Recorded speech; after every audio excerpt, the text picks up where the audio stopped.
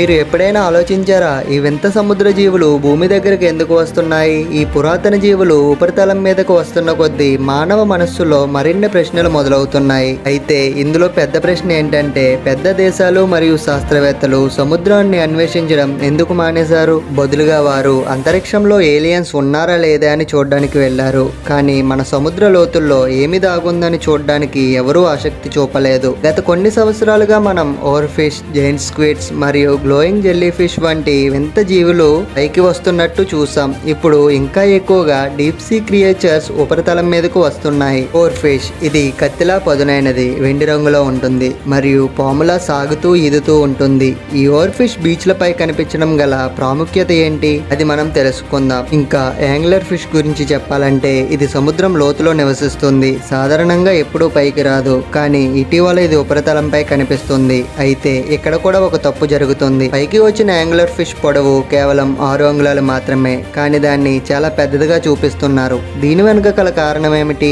అది కూడా తర్వాత చెప్తా. ఇప్పుడు కేరళలోని ఒక బీచ్ లో ఒక వ్యక్తి వీడియో వైరల్ అవుతుంది. ఇక్కడ ఒక వ్యక్తి కేరళలోని ఒక బీచ్ లో చేపల మధ్య స్నానం చేస్తున్నాడు. చూడండి ఎన్ని చేపలు ఒక్కసారిగా బీచ్ పైకి వచ్చాయో. ఇది సాధారణ విషయం కాదు, దీనికి ఏదో పెద్ద కారణం ఉంది. ఇప్పుడు ఓవర్ ఫిష్ గురించి చూద్దాం. ఈ చేప ప్రపంచంలోని వివిధ ప్రాంతాల్లో అంటే ఆస్ట్రేలియా, అమెరికాలోని శాండియాగో లాంటి చోట్ల బీచ్ల పైన కనిపిస్తుంది. అలానే యాంగ్లర్ ఫిష్ అనే డీప్ సీ క్రియేచర్ కూడా ఉపరితలం పైకి వస్తుంది. ఇవన్నీ ఏదో సంకేతాన్ని ఇస్తున్నట్టు అనిపించడం లేదా? కేరళలో బీచ్ పైకి చేపలు వచ్చిన సంఘటన కూడా ఏదో వింతగానే ఉంది. ఓవర్ ఫిష్ ను డూమ్స్ డే ఫిష్ అని కూడా పిలుస్తారు. ఒక బీచ్ లో ఓవర్ ఫిష్ కనిపిస్తే అది ప్రపంచానికి ఏదో పెద్ద ప్రమాదాన్ని సూచిస్తుంది అని అర్థం. అలానే యాంగ్లర్ ఫిష్ డీప్ సీ నుంచి పైకి రావడం అంటే అక్కడ ఏదో భయంకరమైనది జరుగుతుంది అని చెప్పొచ్చు. ఇంకో విషయం, శాస్త్రవేత్తలు మరియు పెద్ద దేశాలు సముద్రంలో అన్వేషించడం మానేశారు. బదులుగా వాళ్ళు అంతరిక్షంలో ఏలియన్స్ ని వెతుకుతున్నారు.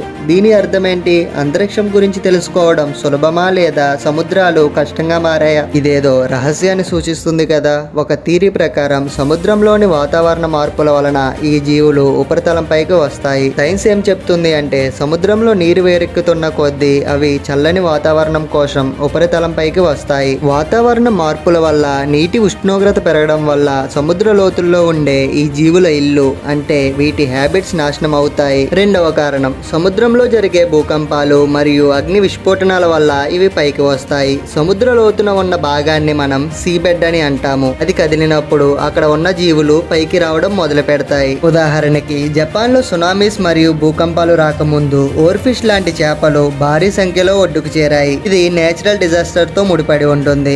ఇప్పుడు ఒక అద్భుతమైన విషయం, మనం చంద్రుడిపై అడుగు పెట్టాం, మార్స్ కి రోవర్ ని పంపించాం, కానీ మనం సముద్రాలను మాత్రం 20% మాత్రమే అన్వేషించాం. ఎందుకంటే సముద్ర అన్వేషణ చాలా చాలా కష్టం. అక్కడ చీకటిగా ఉంటుంది, నీటి ఒత్తిడితో ఏ వస్తువైనా సరే తునాతునకలైపోతుంది. అందుకే చాలా తక్కువ ఎక్స్ప్లోర్ చేసాం. కానీ ఇప్పుడు మన దగ్గర అత్యాధునిక టెక్నాలజీ ఉంది కదా, అయినా సరే సముద్ర అన్వేషణ ఎందుకు ముందుకు కొనసాగడం లేదు? ఇక్కడ ఏదైనా రహస్యం ఉందా? అంతరిక్షంలో కంపెనీలు పెట్టుబడులు పెడుతున్నట్టే సముద్ర అన్వేషణలో కూడా కొన్ని కంపెనీలు ముందుకు వచ్చాయి. కానీ అది ఎంత ప్రమాదమో తెలుసా? ఓషన్ గేట్ అనే కంపెనీ ఒక సబ్మెరైన్ ను తయారు చేసి దానిలో కొంతమందిని టైటానిక్ ని చూడడానికి లోపలికి పంపితే ముక్కలు ముక్కలుగా పేలిపోయారు. అంత ప్రమాదం. కానీ సముద్రంలో రహస్యాలు కేవలం ఒత్తిడి లేదా చీకటి గురించి మాత్రమే కాదు, అక్కడ వింత జీవులు ఉన్నాయని కూడా కొందరు నమ్ముతారు. క్రోకాన్, మెగాలోడాన్, నిన్గాన్ ఈ పేర్ల గురించి ఎప్పుడైనా విన్నారా? రెకాన్ వైకింగ్ల చరిత్రలో చెప్పబడిన జైంట్ స్క్విడ్,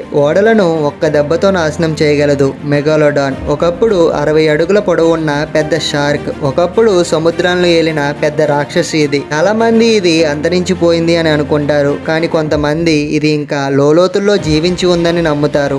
నిన్గాన్ అంటార్టికాలో సముద్రంలో కనిపించిన మానవాకార జీవి ఇది. దీన్ని కొంతమంది ఏలియన్ అని కూడా పిలుస్తారు. సముద్రాల్లో ఇంకా ఎన్నో రహస్యాలు దాగున్నాయి. మనం ఇప్పటి వరకు కనుగొన్న వింత జీవులు, మనకు తెలియని ప్రపంచాలు అన్నీ ఇన్ని కావు. సముద్రంలో వింత జీవులను చూసామని నావికులు, మత్స్యకారులు చెబుతున్నారు. Giant sea surface, giant sea dragons ఇవన్నీ వారి కథల్లో ఉన్నాయి. ఇవి నిజమా లేదా కంటి కలలా? ఈ కథలు కేవలం ఊహలు కావచ్చు, కానీ వీటి వెనుక చరిత్రలో ఎన్నో సందర్భాలు ఉన్నాయి. వైకింగ్ల పురాణంలో క్రెకాన్ గురించి చెప్పబడింది. అలానే ఇతర సంస్కృతుల్లో కూడా ఇలాంటి జీవుల గురించి ప్రస్తావన ఉంది. లివియంతన్ ఇది ఒక పెద్ద భయంకరమైన అతిపెద్ద సముద్రపు జీవి. అంతులేని శక్తితో ఆముడు బాడీతో. దీని గురించి చరిత్రలో పుస్తకాల్లో ఎన్నో సందర్భాలు ఉన్నాయి. కొంతమంది దీనిని భూమిపై అతిపెద్ద జీవిగా భావిస్తారు. ఒక్కసారిగా వేలాది ఓడలను మింగేయగలదు. లివియేతన్ గురించి ఎన్నో పుస్తకాలు మరియు చరిత్రలో ప్రస్తావన ఉంది, కానీ దీని ఉనికికి భౌతిక ఆధారం లేదు. అయినా సరే ఈ కథలు ఎందుకు ఇంకా ప్రాచుర్యంలో ఉన్నాయి? దీని వెనక ఏదైనా నిజం దాగుందా? ముందు మనం చెప్పుకున్నట్టు వింత సముద్ర జీవులు ఉపరితలంపై కనిపిస్తున్నాయి. ఇది లివియేతన్ మేలుకుంటున్న సంకేతమా?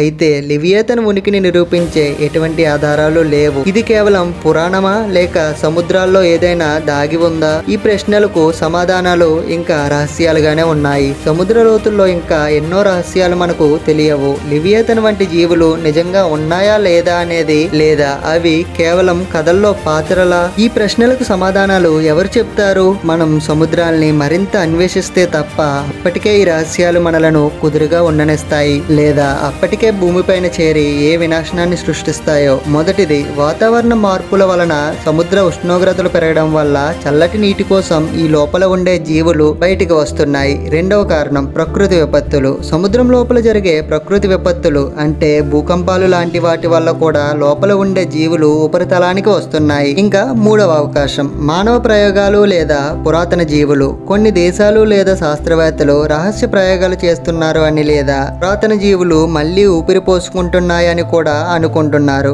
కానీ వీటికి ఆధారాలు లేవు కాబట్టి దీని గురించి మనం మాట్లాడలేము. కొందరు శాస్త్రవేత్తలు మరియు దేశాలు ఈ రహస్యాలను తెలుసుకోవడం కంటే వదిలేయడమే ఉత్తమం అంటున్నారు. ఎందుకంటే సముద్రంలో ఎంతుంది, ఏముంది, ఎక్కడ ఉంది అనేది ఎవ్వరికీ తెలియదు కాబట్టి. ఇప్పుడు మీకు ఒక ప్రశ్న, ఈ సముద్ర రహస్యాలను కనుగొనడానికి మీకు ధైర్యం ఉందా? లేదా కొన్ని పజిల్స్ సాల్వ్ చేయకుండా ఉంచడమే మంచిది అనుకుంటున్నారా? అసలు సముద్ర గర్భంలోకి మనం వెళ్ళడం ఎంతవరకు మంచిది? కామెంట్ చేయండి.